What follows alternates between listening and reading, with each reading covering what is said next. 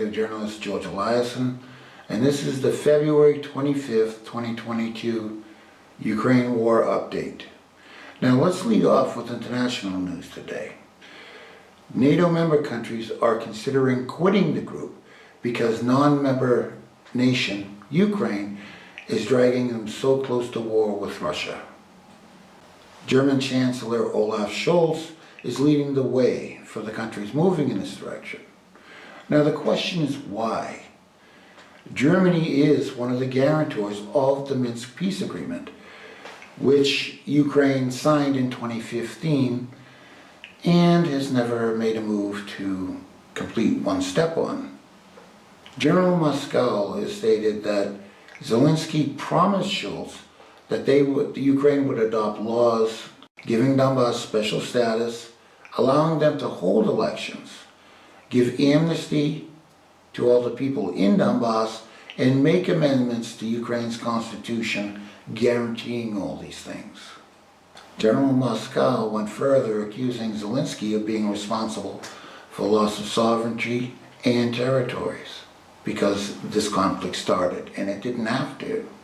Now this doesn't bode well for the artist Zelensky, and it's moving in the direction that I predicted in an earlier video. Zelensky's office right now, Zelensky's grasp is very tenuous, and he's going to be losing ground day by day by day. When you see the capital move to Lvov, we'll probably see a new president of Ukraine. Now, why is the Ukrainian position an affront and an insult to Germany? Germany made a lot of concessions on the Nord Stream 2 pipe. Germany could be enjoying cheap gas and a much better economy. So Ukraine, whose behavior Germany was guaranteeing or guarantoring, lied. They lied about their position, and quite frankly, it makes Germany look bad internationally. And not only that, because of Nord Stream, it's costing the Germans heavily. Now moving on, Ukraine's Zelensky said that at the beginning of the war, the anti-aircraft brigade of 102 men on Snake Island in Odessa Bay were destroyed, and they died like heroes, just like the Heavenly 100 in 2014 during the Ukrainian coup. And that's apparently what he was trying to do, was create a new Heavenly 100. It turns out after the fact that these men put down their arms and surrendered. Now, across Ukraine, more and more of Ukraine's army are putting their arms down, except for the nationalists. And the reason is very, very simple. They've committed so many crimes that they know if they put down their arms, the best thing that's going to happen is a life sentence after investigations are done and they go through trials. So instead of prison, many of them will try to run to Poland or die on the battlefield. And that's the reality of what's going on, because the hunt for nationalists is heating up in Ukraine. Chechny's Kadyrov has sent a large group of soldiers to Mariupol, and they're in Mariupol right now clearing out Azov battalion, who are responsible for many, many crimes in Ukraine.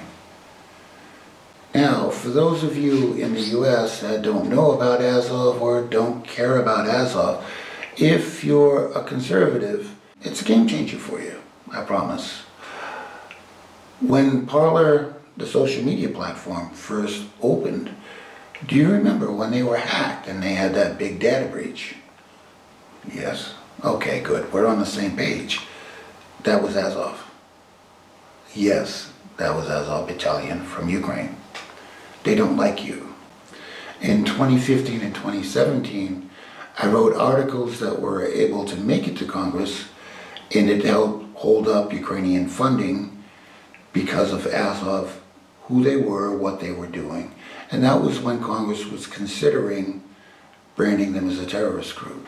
Instead, Nancy Pelosi and company embraced them, which is a shame on all of us. This is a group that has openly said it wants to destroy America. Russian forces took control of Chernobyl security after defeating Ukrainian nationalists who otherwise could have turned it into a dirty bomb over Ukraine and Belarus. Now my thoughts are simple. We have a security force around Chernobyl, a disaster site, and they're responsible for the security. We know who to talk to if there's a security breach. In terms of Chernobyl itself, what it could do to the Ukrainians, you have to understand the Ukrainian nationalists don't like normal Ukrainians. This is good for the safety of Ukraine. After all of this, now President Zelensky wants to talk to Vladimir Putin and give him NATO guarantees. He promises he won't join NATO and no future Ukrainian president will join NATO. And yes, he's to be believed after all this, isn't he? At the same time, Ukrainian Border Patrol are putting down their weapons across the board. Ukraine has no security on its border to Belarus or what little border there is with Russia. The Ukrainians also struck Milovo Airport in Rostov Oblast this morning. Now there was no real damage done, the planes were in the air, and Russia will have to repave. But as soon as they fired, unfortunately or fortunately, depending on where you sit with it, within seconds their position was known. Lastly, in Ukraine news, the Ukrainians are using a Salt the Earth program as they retreat and move backwards. They're destroying the infrastructure like bridges, roads, etc. And you say, well, it's war. But they're concentrating on civilian infrastructure like water pipes, electricity. And this morning, Ukraine shelled a school. And when the shells exploded, 2 teachers were killed. Now it's very, very fortunate that the children had been evacuated during the Donetsk evacuation.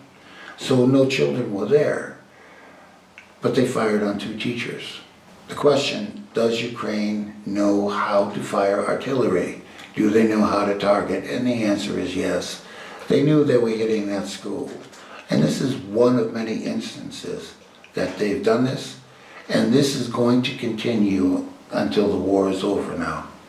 Now I saved this for last. It's a jump back into international news again, because there's a lot to unpack with this.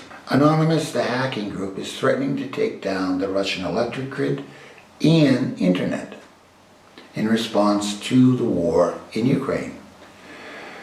Well, what to do, what to do? Yes. I wrote about their connection to the 2016 election and persecution of Trump a few years ago through Antifa. Anonymous and Antifa are represented by the Pirate Party. The Pirate Party's representation, their leadership, is in Germany. The leader is a man named Sebastian Alscher. Sebastian belongs to a coalition called the Greens, and they're represented in the Bundestag, and they represent Ukrainian nationalist groups, Right Sector and Azov in the European Parliament. Yes, these groups that represent Pravi Sector, murderers, rapists, Azov, murderers, rapists, represent Antifa, murderers, in the EU Parliament. These groups are the enemies of Donald Trump and conservatives everywhere. Right now, because I've been able to identify their leader, their political leader, we can take that all the way back to state and local leadership. That isn't very much of a problem. What's important to understand, even if you are a rabid Ukraine supporter and a conservative or a Democrat, is if they're doing it there, they're learning to do it on you. Don't believe me? When you look at Minnesota, Seattle, you look at any of the cities that the 2020 protests were in, they mimic Kiev, they mimic Odessa. They mimic what's happening here because the radicals from Ukraine immigrated back to the United States. If they're doing it elsewhere, they're preparing for you. And if you don't believe me, I did mention the Polarac. So, when they decide to take down any electric grid, or Antifa starts rearing its ugly head again, it's time to grab the leadership by the ears, I think, and reel them in. What do you think? I'm George Eliason. Have a great day.